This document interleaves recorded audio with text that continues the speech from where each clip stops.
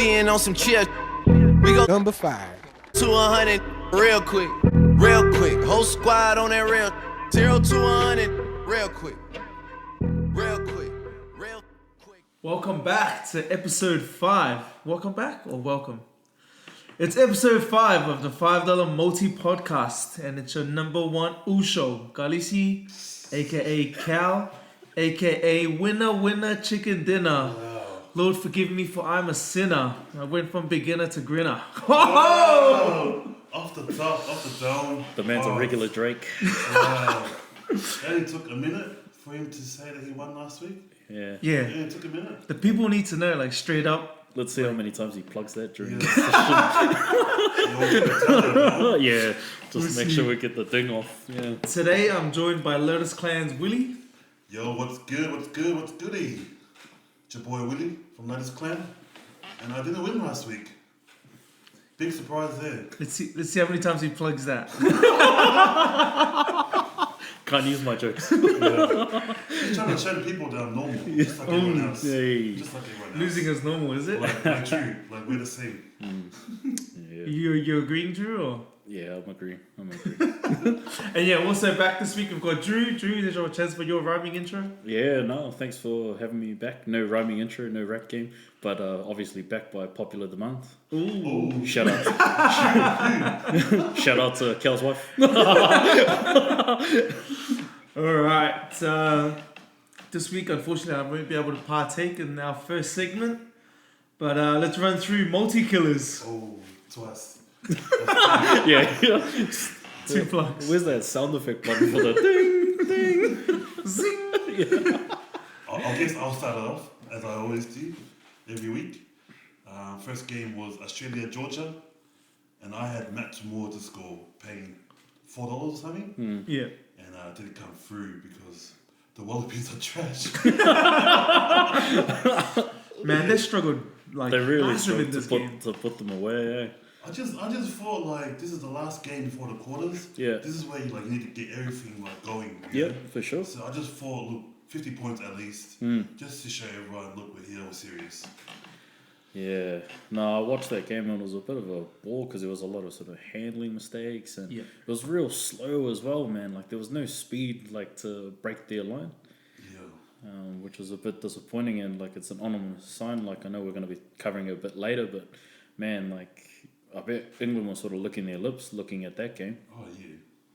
I really thought the Australian forwards struggled with the Georgia intensity. That's it. Like Georgia, like they really came to play. Like it's their, for some of them, this will be their last chance at, playing on this sort of stage, and I think they really came to play. And Australia just, they couldn't get that upfront dominance to set off their backs. Like obviously, the bet that I put on, as you probably will remember, and you guys would have copied, was Corey Beattie anytime try score. Ding. And they're like, if you look at his try, like it wasn't even a set try. Like they passed the ball, it went behind him, and then he sort of just made something out of nothing, and beat like 4 guys. So like it just goes to show that like they were only up 10-3 at halftime to a struggling tier 2 nation, and then needed their players to show individual brilliance to sort of get them over the line, but get a sort of score that you would expect of a team like the Wallabies. Yeah. It was just annoying because like they haven't been for me like I'm not sold on them throughout the whole pool stages. So I just thought last game they pulled together because as we're gonna talk about in the quarters, they're not favourites at all. Oh yeah. Yeah, they're paying a lot. So Yeah, I think this was Tormore's trial.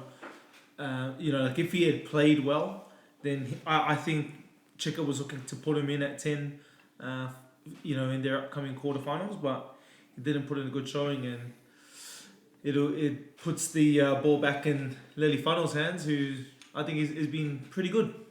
they also know, as we all call him here, Name in drops. the area. Yeah. He's a Craig Green boy as well. Just yeah. I thought he was Laylaw. I think he ripped Laylaw. Oh, I don't know. His mum lives in Craigieburn. Oh, so it's where the mum lives. Yeah, that's where home is. Where Oh, mum yeah. is, Truth. Yeah, That's truth. true. Make sure you guys call your mums after this out. She's probably sick of my calls, but I don't know about you guys. Yeah, Well, no, I'm I still block thinking your ahead, calls. It's usually money, isn't it? Yeah. Fala Vilaves. After this game, what was the next game? I'm pretty sure Honga's multi died in the Wallabies game too. Did it? Yeah, I think he had picked them to beat the margin. Yeah, I think Yeah. he was at another one at the line as well. Oh, Yeah, unlucky, huh? Mm. But you know, he's used to losing his multis. that's probably why he's not here, eh? Back in that. Oh yeah, actually yeah. I've got to mention that Pearson Hunga weren't able to make it today, but Dropped. hopefully we'll get their multis by the end of the podcast. After the Australia-Georgia game, the New Zealand and Italy game got cancelled. Yeah, we'll sort of speak more on that when we talk about the quarterfinals, like how that affects. Obviously, the All Blacks didn't put out their A team for the prior game, so big rest. Then the England-France game got cancelled, and the next game to be played was Ireland-Samoa. Yeah. Yeah, Next. so obviously me and Cal like went with Ireland at the line, and Yeah. that came through. But it was like, you know, man, I'm a Samoan fan all the way through, but it's just disappointing, you know. Yeah. Again, they just didn't fire a shot, didn't even look like firing one. No. And yeah, man, like it's just you can't talk and I can't say anything more about it. Rory Best scored the first try in like the third In the minute. third minute, yeah. Yeah. So, like ominous signs from there. There was a little rolling ball. Yeah. So No, my it bit was was off a missed tackle from Ala Latour. He had broken like 3 or 4 tackles. no, that was their second try. That was- Second yeah. try? Okay. Yeah, the one off Conor Murray off Yeah. yeah, that was the second try. Mm. Yeah. But just like look, you haven't had a good World Cup, and like they're out of the finals. Why not like chuck the ball around and like play like I don't know like Polynesian rugby and like run for the middle, throw the ball around. Like it just they didn't show any intent to try to win. Like they kept doing this box kick like territory like game, but like you're down 30. Like let's just run the ball up. And if it doesn't work, but at least your intent is there. No, for sure. Just at least go out in a blaze of glory, like Yeah. much like a few of the other sort of island nations, like to Yeah. use Tonga and USA game was actually an alright game to watch. Yeah, that was like, a quite that was like a enjoyable good free flowing game.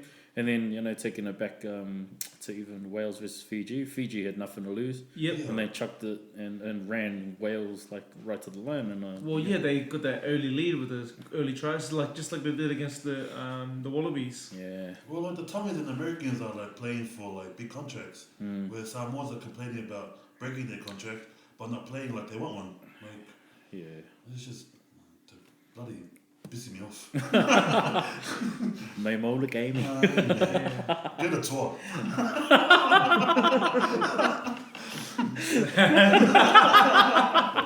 Just busy. Oh yeah, Tusi.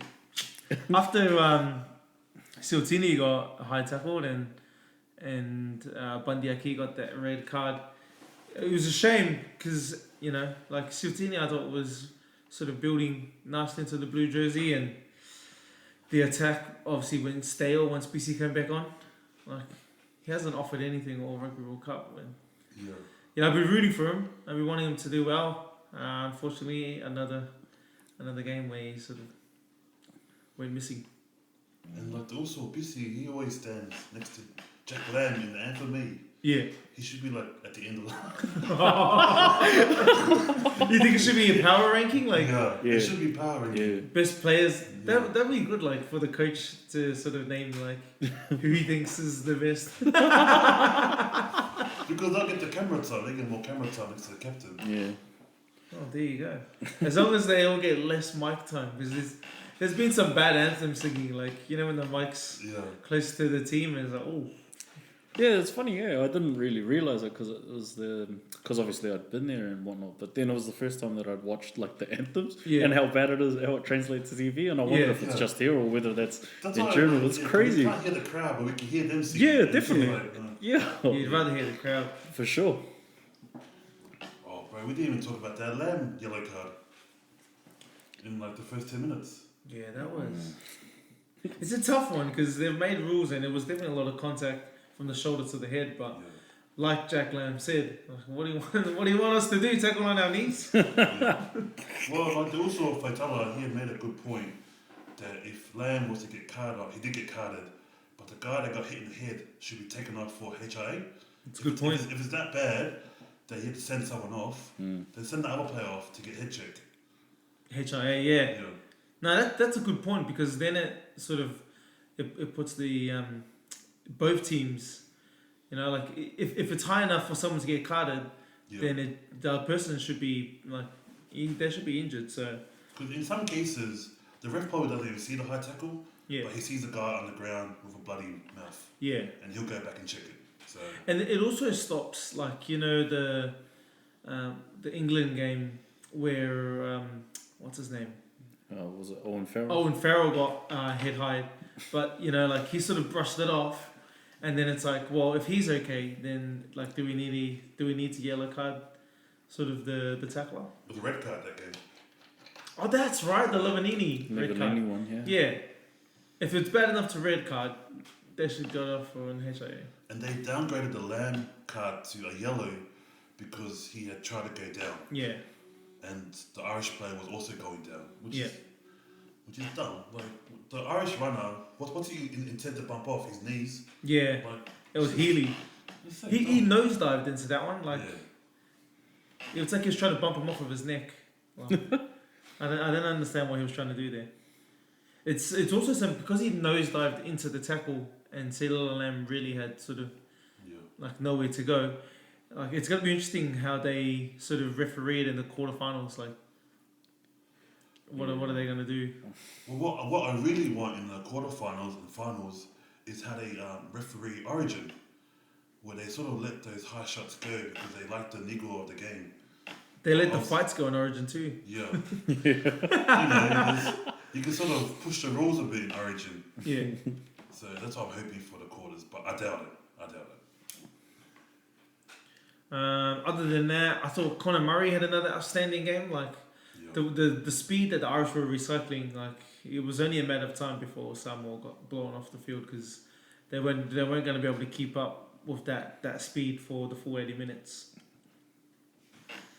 So yeah, we'll move on. USA Tonga.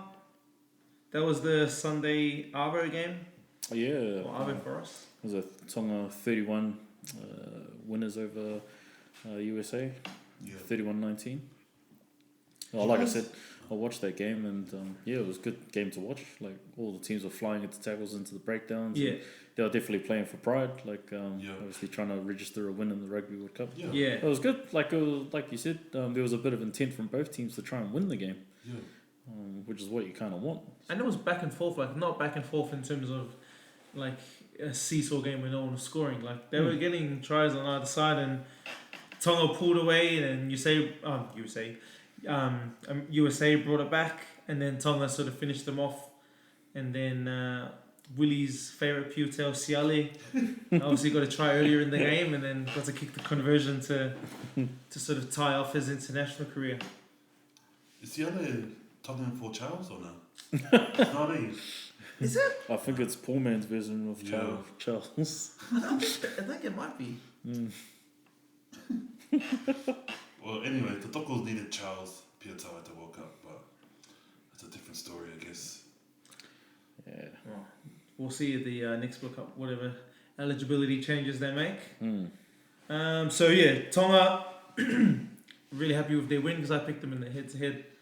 Me too. That's one of my multi bets that I won this week, and my only one. So. Only one. Oh, baby. Oh, fair enough. Wow. For anyone that's been listening to Willie's bets, stop. After that was the Wales-Uruguay game. Wales come out comfortably. They won 35-13. And yeah, it'll be, I mean, they're sort of running into some good form heading into their quarterfinal against France, which we'll cover a little bit later. After that, the game of the week, I thought, For sure. Yeah. Japan versus Scotland. Yes.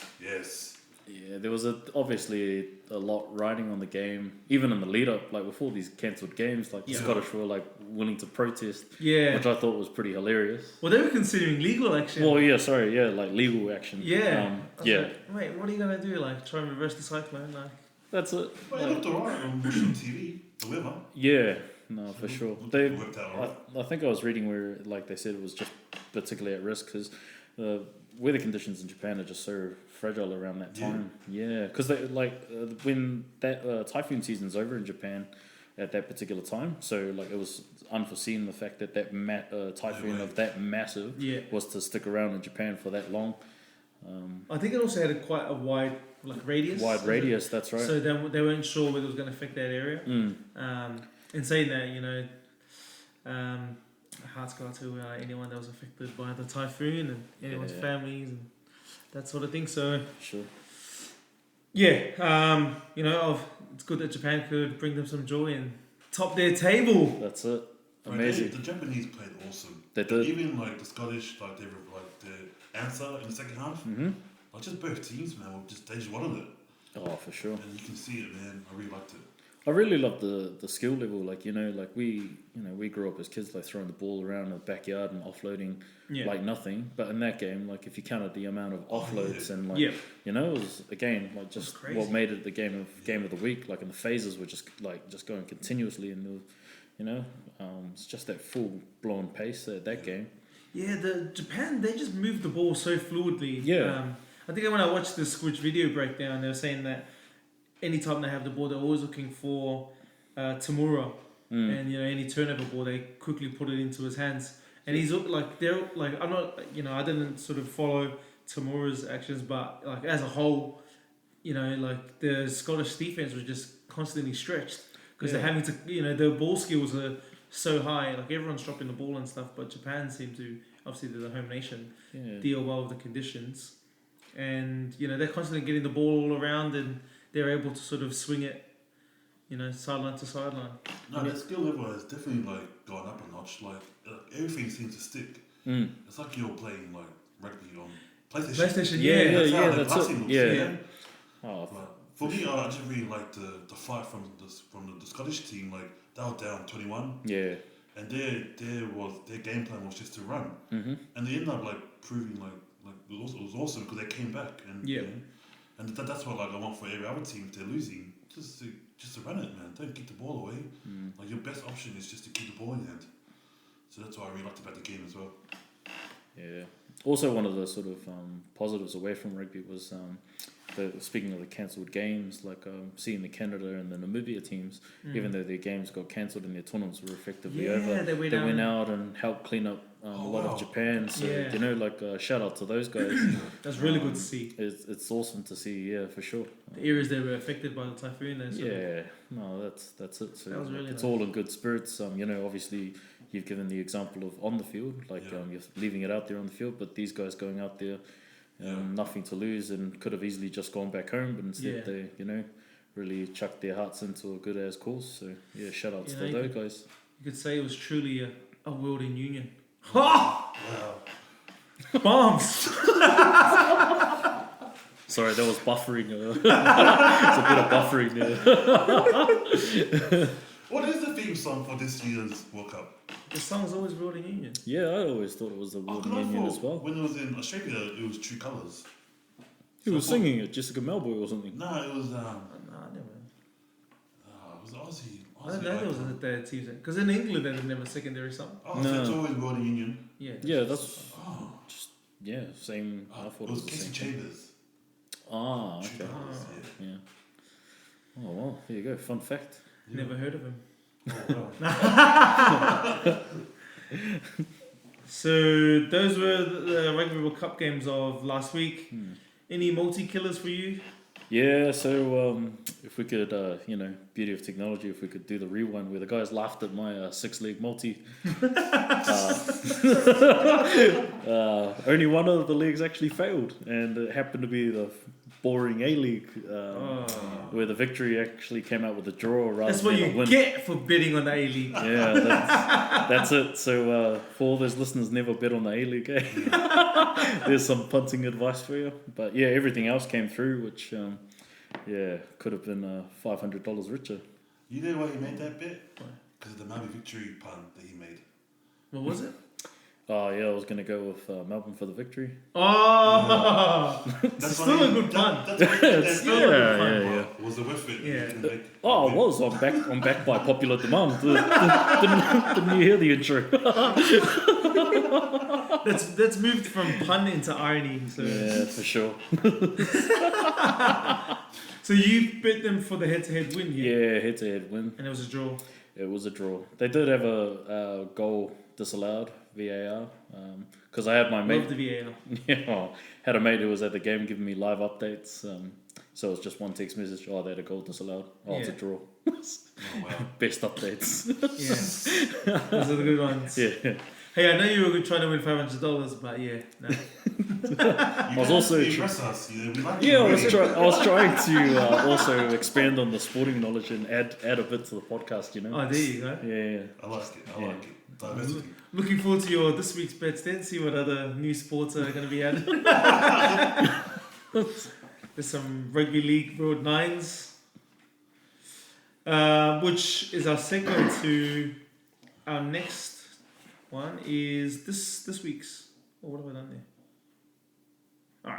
Alright. Actually, my highlights were I also had 2 NFL games, and that was the Patriots covering the line, and the line was -13.5, and they smashed the Giants, which was predictable.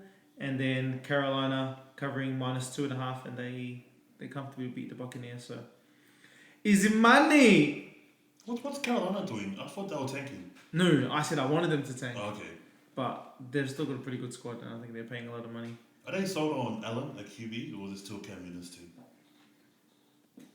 Well, I forget what their record is, but with Cam Newton in the last 20 games, it's really bad. It's shit. So it's gonna be a real toss-up for when he comes back. What's gonna happen there? Yeah. Be interesting to follow. Too many vlogs, Cam Newton. Because I used to love Cam Newton until I watched that Amazon Prime, and then I was like, man, this guy looks like a real douche. Because he's married to Sierra. Is he? Was it Cam Newton? No, it's Russell Nah, Wilson. that's Oh, Russell Russell Wilson. Wilson. Not the mixing of the black players. Wow. One of them's a really good quarterback, and the other one was good 3 years ago. But they both run, which is why it confuses the American. Oh yeah, because they're black. I don't know. Don't take Culpeper fan. That's why. The original. It's true. All right. This week's hot topics. NBA versus China. Have you guys been following what's been going on here? What's going on with the production of these music intros? You don't like? I thought you won your multi. I thought the budget went up. Yeah, I thought it was going to be too much now. Nah. It's only me. Put me on the mic. No, chill. Yeah. NBA versus China. Yeah. Oh, I can't believe this is even a thing. Yeah. But the ramifications, I've only sort of just got my head around what's happening, and I think you sort of educated me on that. Is how massive China is in terms of a stakeholder within the NBA. Yeah, in terms of ramifications, they might have to rethink the salary cap. There's a lot of money involved here. Yeah, exactly. It's a massive domino effect. Oh, but also the freedom of the people that live in Hong Kong, but also the money. Yeah. The product of the NBA, which we love so much. Yeah. But yeah, to think one person's sort of tweet, whether he meant it or not. Yeah, Daryl Morey, I think on the Bill Simmons podcast, they were like, could this be the most expensive tweet ever? Or the most financially costly tweet? Because it's insane, the snowball effect. Yeah. It was he made a personal tweet, and now it's gone internationally, geopolitical. Sort of Trump's involved. Everyone's jumping in. Even people that are not jumping in, like Steve Kerr, they're getting harassed, and then people like LeBron jumping in with his tweet calling out Maury, saying it was an uneducated post.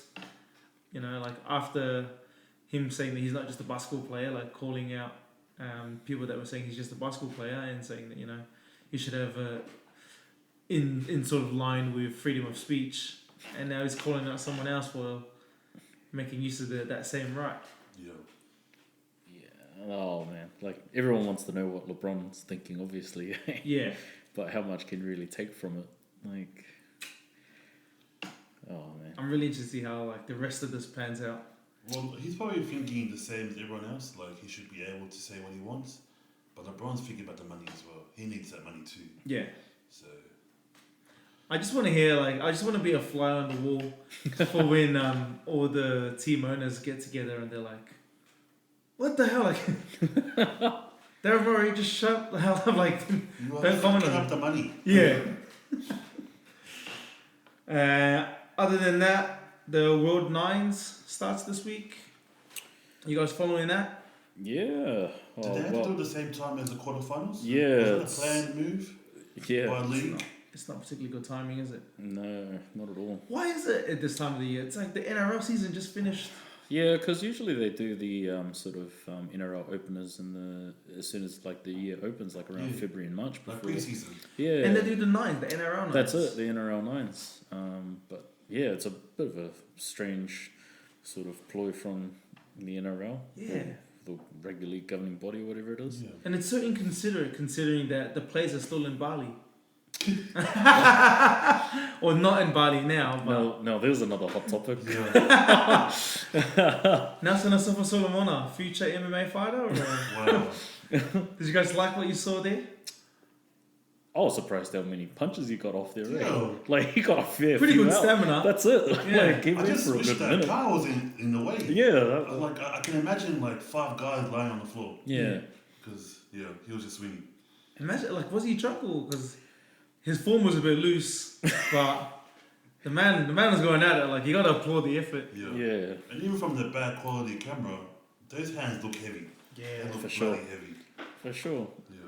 So do we know, like, have they sort of come up with a more accurate story? Because I know that, like, his story is that Kalisi Vunivalu was, like, threatened with a glass bottle by some other patron or something. Have you not like seen that. the photo?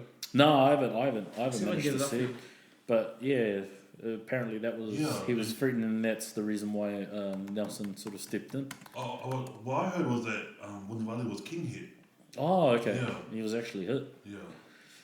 So that was his face Oh, wow. after he got attacked. So he actually got attacked. Well, this is their story. He got attacked. Obviously, you can see the damage there to under his eye and above his lip. And then Nelson Solomon went nuts. Yeah. Yeah. As like a normal person would. Yeah, of course. Like, Oh, your for mate sure. gets, like, king hit. You know? It just comes back down to that whole shouldn't go to Bali, eh? Shouldn't go to Bali, you know? Like Eliota Sapolu said, the stuff that the Indonesian government's doing to the Western Papua people. It's funny though, because there's a lot of league players that are going over there, and that's their sort of Mad Mondays. That's the NRL's answer to a Mad Monday now, because obviously they've done their dash obviously within Australia. Yeah. Because I got a mate who was travelling in Bali like a couple of weeks ago for his birthday, and all the Sharks players were there at the same bar, and it seems to be a recurring trend apparently, because apparently that's where they go for the end of season dues. Oh, damn. There you go. Bali flights are quite cheap, isn't it? Yeah. Well, it's a popular Aussie spot. So. Yeah. Well, there you go. If you want to go get some NRL autographs or hands-on experience with the NRL, Hands on what are you doing? then just catch a flight to Bali. Comes out October. Or even earlier if you're a Warriors fan. Oh, Yes, spot on. I hate the Warriors. unlucky oosh. Has anyone got the nines in their multis this week? Nah, not me. I've got the 9s. I've got the tour because I was sick of the money. So Oh, yeah. Another hard bet. Yeah, I've got the tour head to head over Fiji. What's that thing? $1.80.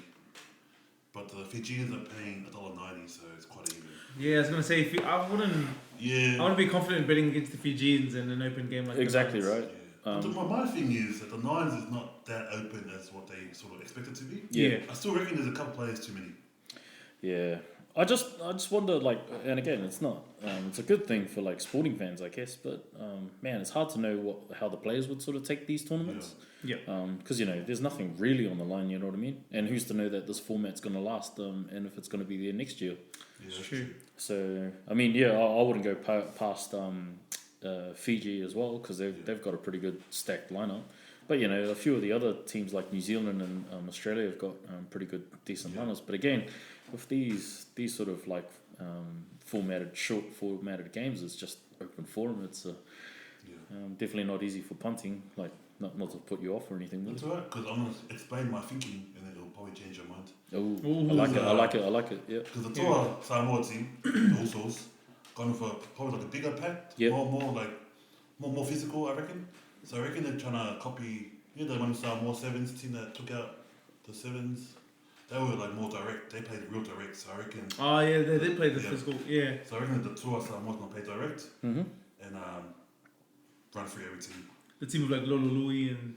Yeah, it's got like the Lua in there, like the Lua brothers. Oh no, I was talking about the Sevens team. Oh yeah, that team, yeah. That team was like real direct. And, they were quite physical. Yeah, they sort of started that trend. Who have they got as like a playmaker? They've got, what's his name, from the Panthers, Jerome Luai or whatever. But is Milford playing for them? Nah. No, he pulled out. Oh, okay. Didn't he commit to them and then not? I thought he took a promo pick.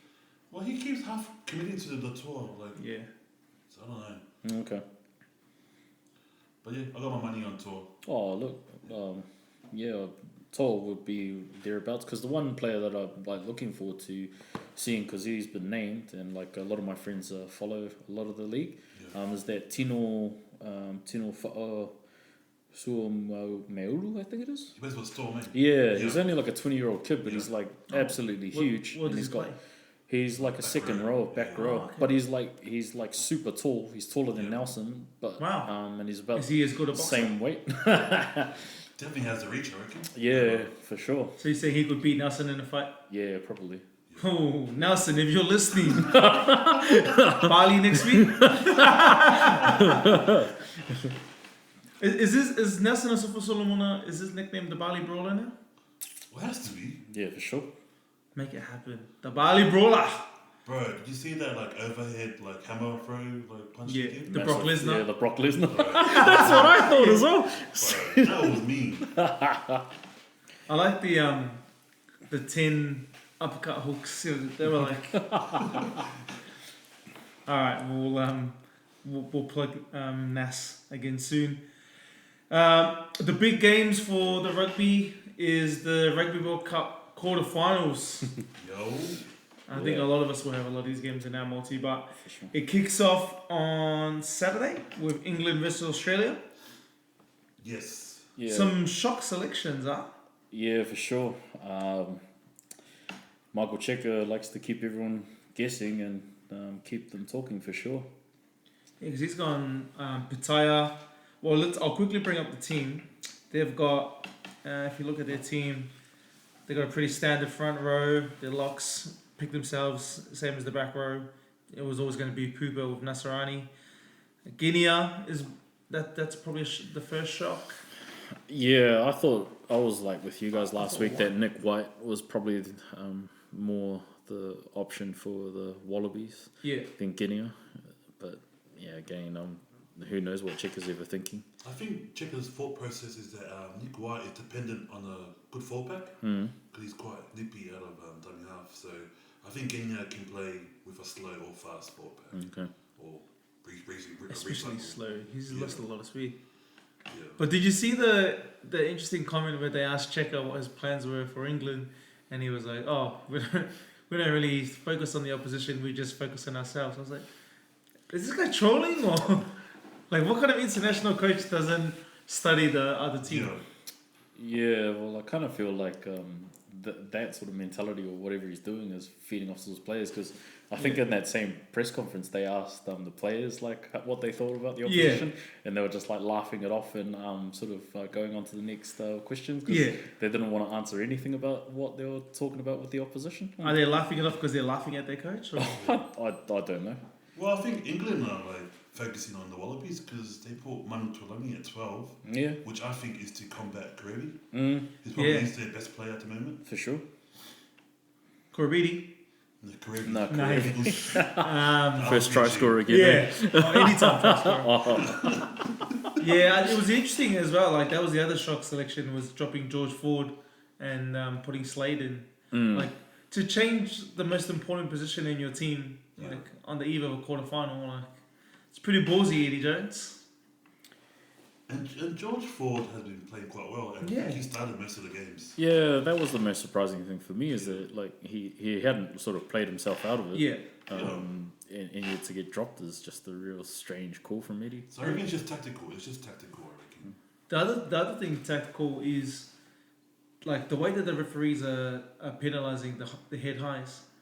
Do you really want Owen Farrell? like if you had to pick like who's playing 10, like you can only pick one, Farrell or Ford. Yeah. Like do you really want Farrell in? Like if I could put Owen Farrell getting yellow carded in my multi, I would, because there's a pretty good chance he's gonna go head hunting or go no arms. Unless they're confident that he's going to do another no arms, no penalty, like he did against South Africa. Yeah. But in this game, I'm really struggling to see where the Wallabies can win. I think the English forward pack superior, the English backline superior, and in terms of the referee, Hooper always seems to piss off the refs. Yeah, he's just know how to communicate with the referee. He always has a whinge. Like I think that sort of, I'm not sure how much of it is, but to me it sort of stems down from the coach. The coach Checker is always having a whinge. Yeah. And then when calls don't go Hooper's way, like McCaw would always try to clarify. Oh, is that because? Oh, what's the reason for that? So at least it gets the ref thinking like they're going to try and avoid doing it like that. Yeah. Whereas Hooper, a call goes against him and he's like, oh, like, what about when they done it? I was like, oh, man, what are you doing? That's alright. You can ask Ben Skeen for clarification as the TM. Yeesh. I actually didn't know he was Kiwi. Yeah, he is. Oh, man, that's so embarrassing. Not to name drop, but a girl that was married to one of my best friends is the brother. Oh, Ben Skeen's brother. Yeah, it's the brother-in-law. He says he's a bit of a sort of a square sort of kind of guy. Damn. Bit of a strange dude. Said that he wasn't surprised when he found out that he was like a ref. Yeah. Has the whole family gone into witness protection or? Oh, you'd like to think so, right? Well, just don't screw over the All Blacks, I guess. Well, the good thing is that he's not reffing the All Blacks. Yeah, so that's a Nigel there'll be Owens. conflict of interest there. So For sure. But also going back to the Wallabies lineup, strange to think that Jordan Pataya has been selected at 13. yeah, weird. Again, we're speaking his praises that, like, this young kid could be, He's got good. potential. He's got potential to become a really good superstar for the Wallabies, and you're kind of chucking him in the fire lane, and there's a lot on the line for this game. Yeah, Because this could potentially be the last game for Checker's reign. it is. It's considering the last game. Yeah. So for him, it's a ballsy move, and look, props to him if it pays off. But man, there's definitely a lot of eyebrows raised, especially when I woke up this morning and there was a lot of articles around his selection. Yeah, and like it's in the quarterfinals. They could have done it two games ago. Yeah, for sure. It's like 13's the hardest position in rugby to defend that. Yeah. So for him to be going up against Tuilagi and Henry Slade, like that's a tough assignment. Yeah. I was also again sort of surprised about his choice of fullback. I know he's trying to fit in Curtly Beale, He loves a Waratah. but Petty is definitely like the out and out fullback for the Wallabies. Yeah. Like in my eyes, It's the smarter choice. it's the smart Oh, choice. He does all the basics right, and if anything, he's probably Australia's version of Ben Smith. Good under a high ball. Yeah. Not a good comparison. I disagree. But can we go back to the second pod? Yeah. The first pod? Well, you made the same. Yeah, I still disagree. But I think it's in line with his selection of Pataya, because I think he had the option of James O'Connor, and he was like, look, I'm not going to win with James O'Connor, and I think he thought the same of Hela Petty. Like, he's a safe selection, but he's not going to win me the game. Like, I'd rather go down sort of punching. So you reckon Checo's going for like X Factor? Yeah, I think he's just gone for X Factor. Like, because I don't think he thinks that those guys are going to win him a game. Like, it could probably be like a smaller loss with those guys, but you got a better chance of, throwing a blind haymaker and winning that way. So we're all pretty unanimous about the fact that the Wallabies are going to struggle against England. And unless they can get 4 domination, which I don't think they will. Yeah, so, I don't see it happening against. Like the way that they rolled the All Blacks in Perth. Like if they can pull off one of those, 1 in a million performances. So for them to just try and get a yellow card from you.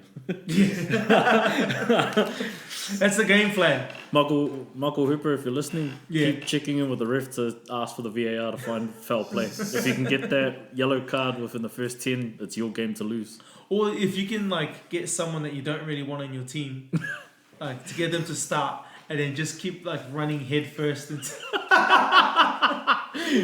sacrificial lamb. Yeah, just for the boys. Ideally, just pick Latu. I reckon he'll be your best option. Get Jordan in shadow. Yeah. Yeah. That's Latu's had, a lot of people have been saying he's had a good World Cup. Let's see how he goes against locks that are able to contest at the lineouts, because when the English have got Corny Laws and Mario Toje, beast. They're both got go gadget arms. Yeah. It's gonna be a tough day for the Aussie lineouts. All right, next one is I think gonna be the closest. No, I want to say this is the closest. Well, the next one's the one that we're most interested in. All Blacks versus the Irish. What are you guys' initial thoughts? Yeah, the All Blacks have been playing really, really well. And they've dispatched all the teams as they should. Yeah. But the thing for me, and I'm probably being a bit pessimistic, is that the Irish haven't played really well, and that's kind of scary. Yeah. Because they were 12 months ago, they were the number 1 team for a reason. And they've got the potential to be world beaters and be that number 1 world number 1 team. But yeah, this one, I mean, I've gone with the All Blacks to win it, and quite comfortably, just on the basis of form. But obviously, when it gets to the crunch stage of the World Cup, that doesn't mean anything. Yeah.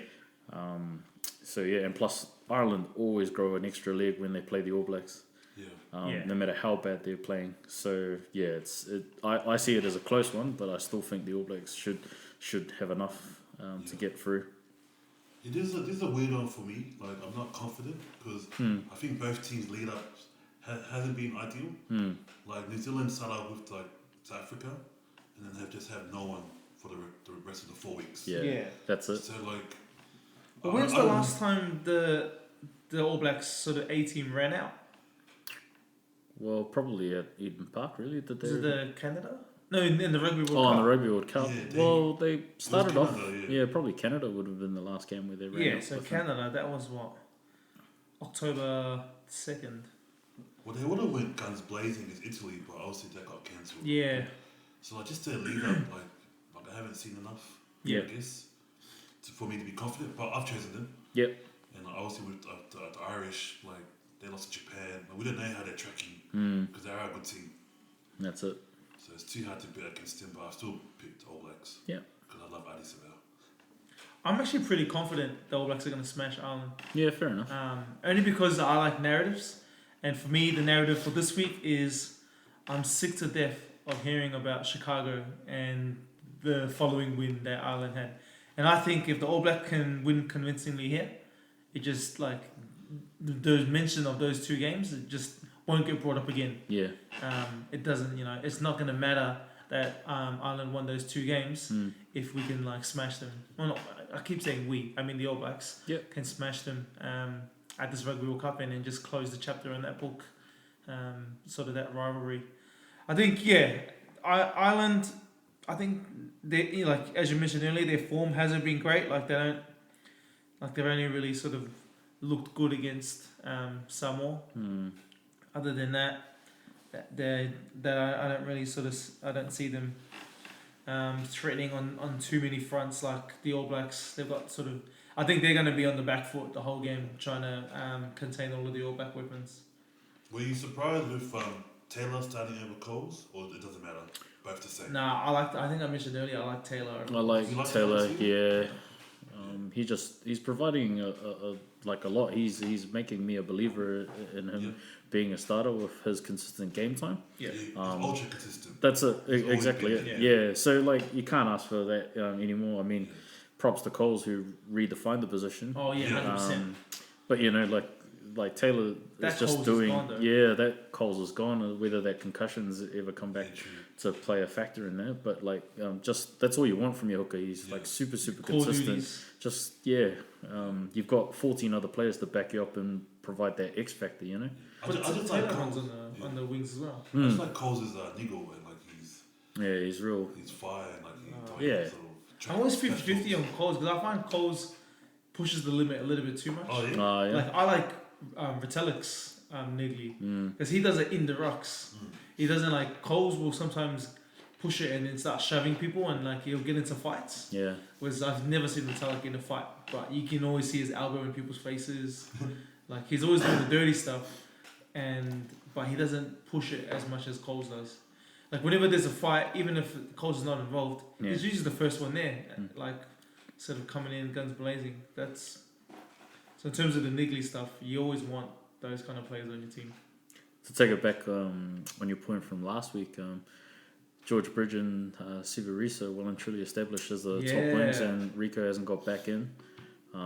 Man, short lifespan is what Manny said for a lot of those New Zealand wingers. Yeah. And even Ben Smith couldn't even make the squad. Ben Smith, that's a big one. I thought Ben Smith should have been in. Yeah. Rico, I can understand. He's just not in form. And maybe training hasn't done enough to show.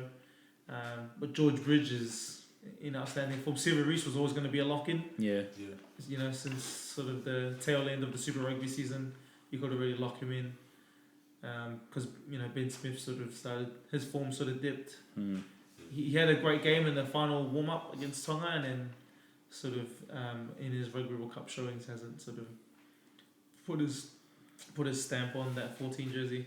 I think George Bridges sort of earned his spot through Sure. time, because he was like probably a couple of years in Crusaders like carving up and couldn't make the squad.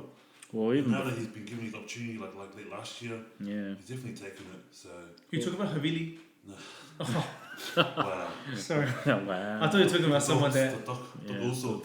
someone that bided their time and then performed really well in the black jersey. Sorry, I thought you meant David Havili. Oh, the next Charles Pieta. But he's very unlucky not to make it. Yes. Yeah. He's been carving up for the last couple of years. But no, you're right with George Bridge. He's definitely done really, really well. Like back on the back of Canterbury's success when they had those successive titles for Canterbury, he was definitely at the forefront of it, scoring all their bloody tries. Who's that? George Bridge. Yeah, George Bridge. And then when he finally cracked the Crusader squad, he's never looked back. Do you reckon it's the system that makes like wingers look good? Like just say Rico was playing for Crusaders, and then like George Bridge was playing for the Blues. Like would Rico still be like, or would George Bridge still be as good? No. Not at the Blues. Not at the Blues. Rico will be a gun at the Crusaders. That's a whole topic in itself, and like me being from Auckland, there's something like I've always been the biggest sort of trumpet blower in regards to that, but there's something broken with the Auckland system. Yeah, because they have all the talent coming out of high school. That's it. And they just seem to pick the wrong ones. Yep, and then even if they like pick them and then they go to other regions, they seem to find success. Yeah. So like Mitchell Hunt, who's playing for Tasman at the moment, is an Auckland boy product. Oh no way. Yeah, couldn't crack the Blues. They didn't see him good enough to get past Harry Plummer and all the rest of them. But he was told to go search elsewhere, and now look at him. He's not far behind in terms of New Zealand selection, I'm sure. Yeah, no, he's not. So like there's something definitely wrong with that Auckland system, man. I think it's the structures. Like when I see them play, it's a little bit like Manu Samoa, where they don't look like they're threatening, and then they end up having to rely on individual brilliance. And I think there's something that I couldn't say for sure, but I think I mentioned earlier that like the Blues put a lot of pressure on Rico to create and then they kept moving him around. They're like, create something at wing, create something at centre. Yeah. And I think sort of the way that I see him play now in the All Blacks jersey, he's trying to create things from, like, you know, every small touch he gets, and I think he's just trying a little bit too hard. For sure. I think you've mentioned it offline, and day by day, the more and more it goes along, I'm beginning to be one of those people who wants to say Rico should go to another franchise. Yeah, Rico to the Chiefs. In order for him to come back into the All Blacks. Yeah. And I think that's what Akira needs to do, because I was a biggest fan of Akira. I want both those brothers to do well, but I think they have to find that success outside of the Auckland franchise. Yeah, because I think if Akira goes to a good, solid coach that sort of can sort of instill discipline. For sure. Like, Akira, stop being a dick. Like, yeah. Like, you're like such a great talent, and the athleticism is like off the charts. And then he's always like getting into fights and stuff, like unnecessary like wastage of energy there. Yeah, because at the very moment, Akira is just an awesome fantasy rugby player. Yeah, great fantasy rugby player. But that doesn't guarantee anything. Yeah, it just means that you're good for the boys. Oh, and there's hope for Akira. Like, I mean, when he was in the 7 system, Gordon Titchens, like, who's, you know, an absolute hard-ass taskmaster, got the best out of him, and that's how he blew out and became such a thing on the world scene. And then when he transitioned to the 15s game, you could always see that potential, but he just never got across the line, and he's still in that same position. It's weird because it almost parallels Jerome Kaino's sort of had the early sort of accolades, you know, he had a little bit of success, and then sort of like wasn't being selected for the All Blacks, and then Jerome went away. So I don't know if Akira needs to go away and then come back. Yeah, maybe. But yeah, like, I mean, like I said, it's a topic in itself. The Auckland region, for sure. All right, we tangented off there for the New Zealand team. But coming back to the Rugby World Cup, the next game, I think this is the Sunday game, is Wales versus France. Have you guys got any idea how to pick this one? I'm going to stick by our rule and not bet against the French. It's just too hard, man. Like, I don't know what team what game style they're going to bring. It just seems to be different every game. Which France is going to show up? Yeah. Look, I base my pick on the fact that I've seen enough of Wales for them to get a win. And yeah, like with the French, you just don't know. Because the only game that I ever watched of theirs was France versus Argentina. And they blew Argentina off the park, like, in the first 15 minutes. Yeah. But then for the rest of the game, they struggled. Just coasted. So, yeah, like, for me, like, Wales have done enough to get to the quarterfinals. Like, they had a pretty hard pull. And I think they'll have enough to sort of, you know, see off the French and get to the semis against whoever that may be for the other side of the draw, which would be the winner of Japan and South Africa. So yeah, I also followed Willie, and I'm not betting on this game because the French team unpredictable. Because the Welsh team are like the best defensively, but the French backup 10 can pull up from 50 and drop goal. So I don't know what's going to happen. Yeah, it's going to be too hard to pick. It's going to be a good game to watch, though. Yeah. Really gonna love watching this one. And that leads us to the final game of the Rugby World Cup quarterfinals. Japan versus South Africa. It's going to be a good game. Yeah. The fact that Japan's made this stage of the Rugby World Cup for the first time ever in their history, you could only imagine what the home support would be like. Pretty stink to top your pool, and then for your reward you get to play the team that's like the second favourite to take it out. Yeah, well, and that's probably like me. I'm going with my head is that I've seen South Africa's games, and I still think they're the second best team in the Rugby World Cup. I agree. And I think that's where they'll sort of end Japan. I know that, and I was definitely one of them when Japan got through to the next stage. I was just thinking, reliving that game that they did in the 2015 World Cup. Yeah, what a great game. Yeah. But South Africa's got a lot of firepower. And they, like I said, they pushed the All Blacks. And they've sort of gone under the radar. And I still see them as the second biggest threat to the All Blacks throne. I think one of the keys here is whether Japan can, if they can keep their speed of recycle. Yeah. Because they generally not win the collisions, but they're sort of stretching defenses by just moving so quick. And against the team with the power that South Africa has, like with guys like Itzbeth, Jaeger, Dutoy, Vermeulen, I think they're just going to cause havoc at the rucks, and I think Japan are going to have to play off the back foot, and that's why I think South Africa are going to get home comfortably. I just wonder how the Japanese will go with their blitz defense, because how Japanese like to play quite wide. Yeah.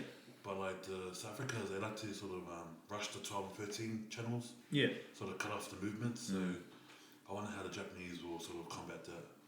I think what Japan generally try to do is try to get Rafael in one-on-one situations, and I think if they can do that, he's definitely going to beat Am like 9 times out of 10, because Am's not a poor defender, but he's like below average. Yeah, he's not the greatest, is he? Yeah, neither is Mpimpi. Doesn't offer anything on attack as well, so I'm not sure. But I think he's fast. That's it. Yeah, that's it. Like if you get him ball in hand 1-on-1, like he'll be able to run around people. Yeah. Well, I've noticed with the South Africans, they've sort of gone with their second string front row, in my opinion, because they've left Marks on the bench, Kitsoff and Koch, and they started against the All Blacks. And I thought they played me. Yeah, Marks. Yeah, Marks is a bit of a strange one. You reckon they want to bring him on like after half time? Yeah, that might be a strategy. Because Mbonambi is definitely not. Well, you also got to factor in their quota. Do they have enough? They still have that. The quota. What, even with Marks and... Yeah. Oh, you mean, the quota. They still have the quota in general. Yeah. Wow, okay. Yeah. It's unfortunate, but that's the way it is. So... You guys, I've obviously said South Africa are going to get home comfortably. You guys, what are you guys' thoughts on the end result? Yeah, I think this is where the Japan dream sort of comes to an end, unfortunately. Like, I've enjoyed watching Japan, and as I'm sure the nation has, but I just think South Africa will be too strong and quite comfortably as well. Yeah, it would be nice if they were playing, if Japan was playing France. Yeah, that would have been awesome. That would have been, you don't know what France is going to rock up. Yeah. Japan are going to sort of... Yeah. That would have been a good match. For sure. So, like if South Africa should win, they'll end up playing the winner of Wales versus France. But, South Africa should have too much. But, again, I've been wrong before. Also, the ABs might meet up with South Africa in the finals. Yeah, that's right. So the way that the draw works, so we could potentially, the All Blacks could be playing England or even Australia in the next round. In the next round for the semis. That'd be good. I'd being here in Melbourne or even in Australia for the semis, it would be really good vibe. Yeah. That Trans-Tasman rivalry. Oh, if the Wallabies got I hope the Wallabies get up. I didn't see it happening. I'd love it too. But I'd love it. But didn't you bet against him? Yeah, I said I don't see it happening, but it doesn't mean I don't want it to happen. I want it to happen. Plus, my mate can get us free beers. Oh, yo. Nah, just a side story. This is just their classic New Zealand, Australia humour. No, this is in our segment, Drew's mates. Yeah. No, we were at a bar one time, and this guy goes, "Oh, you guys are Kiwis?" And my mate, he was like, "Yeah." He was like, and he tells us a story about how he thinks LMP's the shittest drink. And my mate... What a bad call. Yeah, well, my mate being my mate, he was like, "Well, how about you buy us a jug of beer if you think it's better than LMP?" And the guy goes and buys us a free jug of beer. I was just like, what are you doing? There you go. Yeah, so... And then he took him home? Yeah. LMP, guys. LMP. There you go. Yeah. You showed him the big LMP. Alright, so we'll quickly run through our multis then to wrap up this pod. Who wants to go first with their losing multi? I'll go first because I did the worst last week. So I went Samoa head to head in the 9s, paying 180. I've got Australia at the line, plus 8.5, paying $1.95. Sorry. I've got New Zealand 1-12 margin, I don't think it'll be a blowout. I think it'll be quite close. But the All Blacks all day. Wales head to head. I did better against the French. Oh, you said literally 10 minutes ago. Yeah, I know. I needed to get my multi. And then I got South Africa head to head. So all up, the odds are $14.24. With $5, it's paying out $71.21. Man, the odds are pretty low considering you picked New Zealand 1-12. Yeah. Oh, I think it's because you put South Africa head to head. What's that paying? $1.13. No. Setups. Alright. And you, Drew? Yeah, so with the Mitre 10 Cup also going on, again, I'm sort of chucked in a bit more to the multi outside of the World Cup. Yep. So it's the semi-finals of the Mitre 10 Cup, and in the Premiership side, it's Tasman versus Auckland. Tasman are looking really, really good. They're undefeated, and it's a hard task to go down there and beat them on their own patch. So I've picked Tasman at the line, which is 17.5. So I like. Yep. Also, the game of that particular semi, in terms of the semis, will be Canterbury versus Wellington. Now, Wellington's Quarters. No, it's semis. Oh, that's right, because they're the two. Yeah. So, Canterbury versus Wellington. Wellington have been playing pretty well, but Canterbury's got a stacked lineup, and you can't discount them in the Mitre 10 Cup. Yeah, they're just a class outfit. So, I've picked them at a head-to-head at $1.97. Moving to the quarterfinals for the rugby. Yeah, unfortunately, I see England winning at the line pretty comfortably. And again, look, I hope I'm wrong because I'd love to see again Australia New Zealand semi-final. New Zealand versus Ireland. I think New Zealand will be pretty comfortable. I know I was saying that I'm a bit worried, but I sort of go against sometimes in my betting of what I'm thinking. So I've gone that New Zealand quite comfortable at the line again. Wales versus France. Again, Wales pretty comfortably. You just don't know what you're going to get from the French. Yep. And I know I said that I should see Japan versus South Africa. South Africa should win comfortably, but that home support when I was placing this bet should be enough to give Japan another leg. So I think it's going to be South Africa only 1-12. I think we're in for another nail biter, which would be good. And all up. With the boost for that pays out $5 and that pays out $5.50. $550. Yep, another Money in the bank. So it was only one off last time, punters. So hopefully, let's go. All right. Well, quickly read Pierce's one. He's got a 4-legger. First leg, South Africa to win by 13+. The next leg, England 1-12, New Zealand -12.5, and then Wales to win by 1-12. He's chucked the $5 on, and if he wins, he takes home $131.85. Ooh, not bad. All right, so now that the rubbish legs are done, moving on to the winning ones. I've also taken Tasman at the line -17.5. I like it. England. I see them covering the line, which is 8.5. I'll probably see them winning by 20. New Zealand to win by 13+, like I said before. South Africa, I've picked them to cover the line, -14.5. And then my mandatory NFL pick, I'm picking the Patriots to get past the Jets, -10. Hopefully the decline in Brady can hold off just one more week. So I put 5 on that, and that's going to win. Oh, where did it go? I'll tell you in a second. Let me quickly do the math. And by do the math, I mean bring up the picture. So that's going to win $132.45. We'll finish on our group tally. First on the board, me, $110.75, and then Willie 0, Hunga 0, Pierce 0, and Drew 0. All right, that's us. That's episode 5. Let's go. Peace out. Later, Bowl.